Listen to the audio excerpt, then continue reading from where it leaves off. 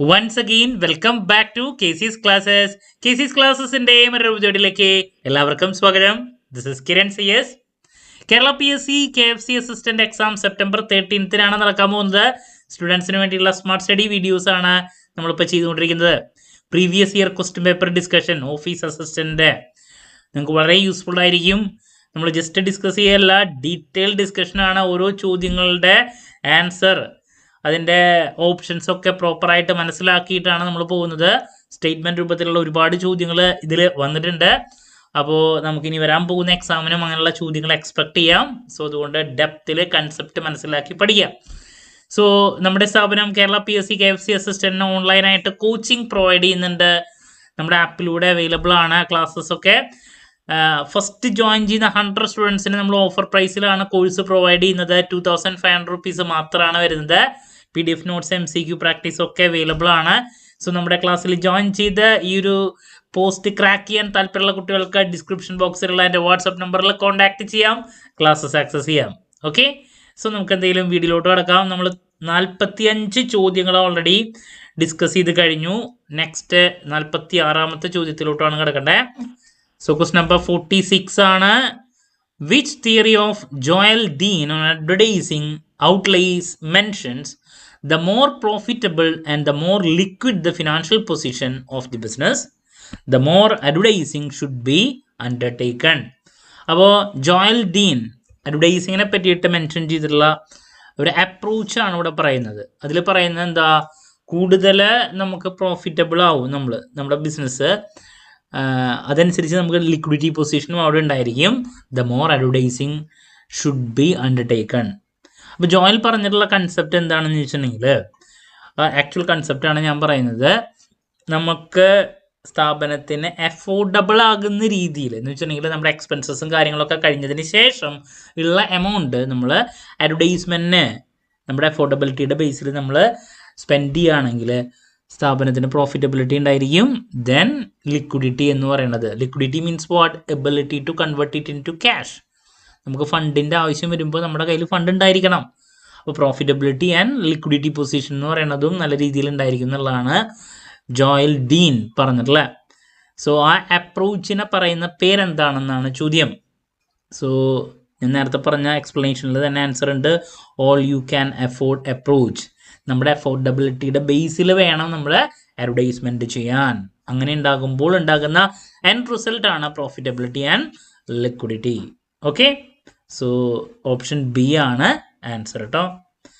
Moving to question number 47.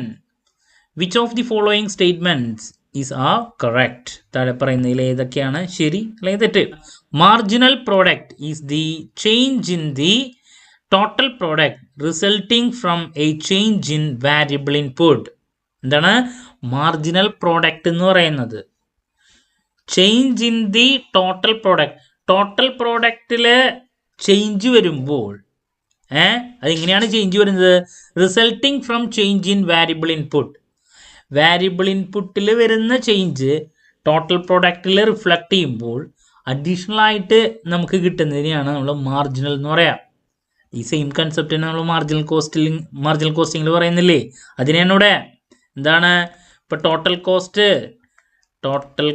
അല്ലെങ്കിൽ total product, ഇതിൽ എന്ത് വരുന്നു? ചേഞ്ച് വരുന്നു. ടോട്ടൽ കോസ്റ്റ് ഇപ്പോൾ 100 ഉള്ളത് എത്ര ഇൻക്രീസ് ആയിട്ട് 105 എന്നൊക്കെയാണ്.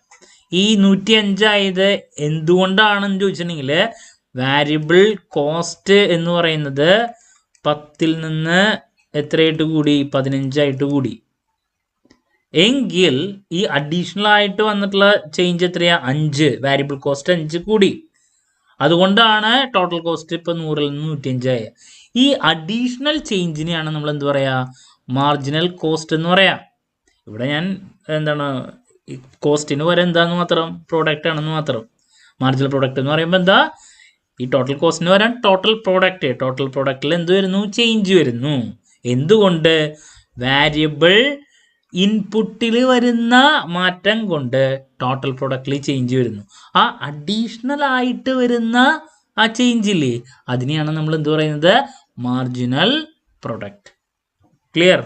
അപ്പോൾ ആദ്യത്തെ സ്റ്റേറ്റ്മെൻറ്റ് കറക്റ്റാണ്. രണ്ടാമത്, mathematically marginal product is the slope of the average product curve. അത് കറക്റ്റ് അല്ല, അത് മിസ്റ്റേക്കാണ്. Marginal product is the slope of total product curve ആണ്, ആവറേജ് അല്ല, ടോട്ടൽ പ്രൊഡക്റ്റ് കർവ്. അപ്പോൾ രണ്ടാമത്തെ മിസ്റ്റേക്കാണ്. അപ്പോൾ ആദ്യത്തെ മാത്രമാണ് കറക്റ്റ്. അപ്പോൾ ഓപ്ഷൻ എ ആണ്. Only statement 1 is correct. A ആണ് കേട്ടോ ആൻസർ വരാം.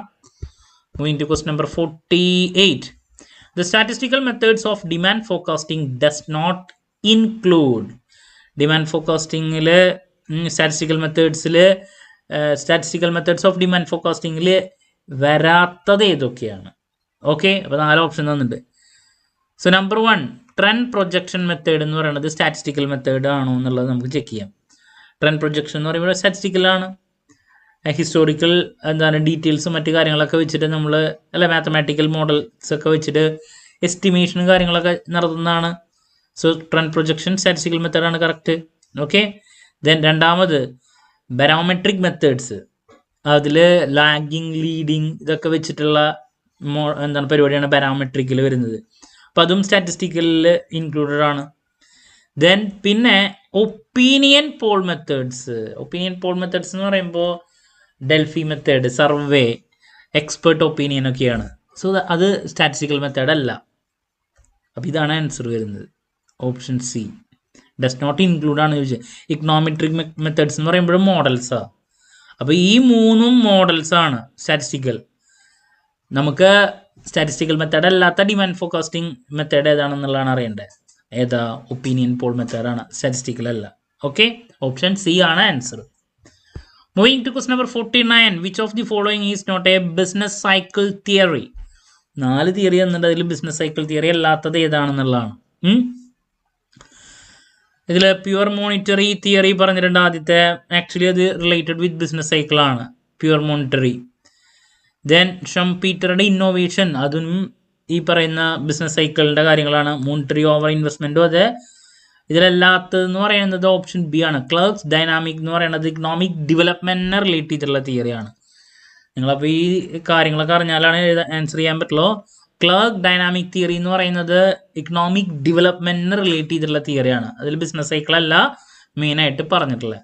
ഓക്കെ, സോ ചിലപ്പോൾ നമുക്ക് എക്സാമിന് ഡിഫിക്കൽട്ട് ആയിട്ടുള്ള ചോദ്യങ്ങൾ വരുമ്പോൾ നമുക്ക് ആൻസർ ചെയ്യാൻ പറ്റണമെന്നില്ല. അപ്പോൾ ഇതിൽ നമ്മൾ ഡിസ്കസ് ചെയ്യുന്ന എല്ലാത്തിനും നമുക്ക് ആൻസർ ചെയ്യാൻ പറ്റില്ല.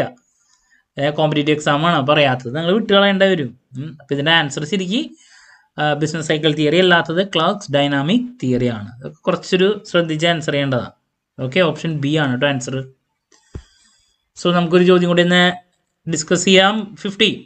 Read the following statements and select the correct answer from the following. Number 1, cross elasticity of demand is negative for substitute goods. അതാണ് ആദ്യത്തെ സ്റ്റേറ്റ്മെന്റ് പറഞ്ഞിട്ടുള്ളത്. Cross elasticity of demand negative ആണ് സബ്സ്റ്റിറ്റ്യൂട്ട് ഗുഡ്സിൻ്റെ കേസിൽ. നെഗറ്റീവ് ആണോ? അല്ല, പോസിറ്റീവ് ആണ് വരിക. എന്താ ക്രോസ് ഇലാസ്റ്റിസിറ്റി ഓഫ് ഡിമാൻഡിൽ സംഭവിക്കുന്നത്? 2 പ്രോഡക്റ്റ് സബ്സ്റ്റിറ്റ്യൂട്ട് പ്രൊഡക്ട്സ് ആണ്. അപ്പോൾ അവിടെ ക്രോസ് ഇലാസ്റ്റിസിറ്റി ഉണ്ടാകുമ്പോൾ സബ്സ്റ്റിറ്റ്യൂട്ട് പ്രൊഡക്ട്സിന് നെഗറ്റീവ് അല്ല, പോസിറ്റീവാണ് ഉണ്ടാവുന്നത്. ഇപ്പോൾ ഫോർ എക്സാമ്പിൾ ടീയുടെ പ്രൈസ് കൂടി എന്ന് വയ്ക്കുക. ടീയുടെ പ്രൈസ് കൂടി, അപ്പോൾ ഓട്ടോമാറ്റിക്കലി കോഫിക്ക് ഡിമാൻഡ് കൂടുകയാണ് ചെയ്യുക, അല്ലേ? ടീയുടെ പ്രൈസ് കൂടിയിട്ടുണ്ടെങ്കിൽ ഓട്ടോമാറ്റിക്കലി കോഫിക്ക് എന്തുണ്ടാവുക? ഡിമാൻഡ് കൂടില്ല. കാരണം ഇതിന് സബ്സ്റ്റിറ്റ്യൂട്ട് പ്രോഡക്റ്റ് എന്ന് പറഞ്ഞാൽ കോഫിയാണ്. ഇതിന് വില കൂടുമ്പോൾ കോഫിയുടെ വില ഇപ്പോൾ കുറഞ്ഞിരിക്കുകയാണ്. പ്രൈസ് കുറയുമ്പോൾ ഡിമാൻഡ് കൂടും. അപ്പോൾ ക്രോസ് ഇലാസ്റ്റിസിറ്റി ഓഫ് ഡിമാൻഡിൽ ആക്ച്വലി സബ്സ്റ്റിറ്റ്യൂട്ട് ഗുഡ്സിൻ്റെ കേസിൽ നെഗറ്റീവ് അല്ല, പോസിറ്റീവ് ആണ് ആക്ച്വലി അവിടെ ഉണ്ടാവുന്നത്. അപ്പോൾ ഇത് തെറ്റാണ്. നിങ്ങൾക്ക് മനസ്സിലായെന്ന് പ്രതീക്ഷിക്കുന്നു. ഡിമാൻഡ് കൂടാണ് ചെയ്യുക.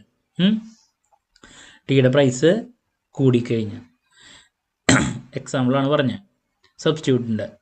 ഇനി next, cross elasticity of demand is positive for complementary goods. അതും തെറ്റാ. നോക്കി ആലോചിക്കുക. ക്രോസ് ഇലാസ്റ്റിസിറ്റി ഓഫ് ഡിമാൻഡ് എന്ന് പറയുന്നത് പോസിറ്റീവ് അല്ല, നെഗറ്റീവാണ് കോംപ്ലിമെൻ്ററി ഗുഡ്സിന്. ഇപ്പോൾ ഫോർ എക്സാമ്പിൾ ഇപ്പോൾ പെട്രോൾ, ഡീസൽ ഇതിൻ്റെയൊക്കെ വില കൂടി എന്നൊക്കെയാണ്. പെട്രോളിൻ്റെ വില കൂടി. അപ്പോൾ പെട്രോൾ യൂസ് ചെയ്യുന്നത് കാർ ഓടിക്കാനാണ്. അപ്പോൾ പെട്രോളിൻ്റെ വില കൂടി കഴിഞ്ഞിട്ടുണ്ടെങ്കിൽ ഓട്ടോമാറ്റിക്കലി എന്തുണ്ടാവുക? കാറിൻ്റെ ഡിമാൻഡ് ആക്ച്വലി ഡിക്രീസ് അല്ല സംഭവിക്കുക. ഇപ്പോൾ കോംപ്ലിമെൻ്ററി ഗുഡ്സ് ആണ് ഈ കാറും പെട്രോൾ എന്ന് പറയണത്. എക്സാമ്പിളാ, ഇപ്പോൾ പെട്രോളിൻ്റെ വില കൂടിക്കഴിഞ്ഞാൽ ആക്ച്വലി കോംപ്ലിമെൻ്ററി ഗുഡ്സിന് അവിടെ പോസിറ്റീവ് ഇമ്പാക്റ്റ് അല്ല, നെഗറ്റീവാണ്. ഇവിടെ ഇവർ പറഞ്ഞിരിക്കുന്നത് cross elasticity of demand is positive for complementary goods എന്നാ. പോസിറ്റീവാണോ? അല്ല, നെഗറ്റീവാണ്. പെട്രോളിൻ്റെ വില കൂടുമ്പോൾ അതിൻ്റെ ഡിമാൻഡ് കുറയാണ് ചെയ്യുക.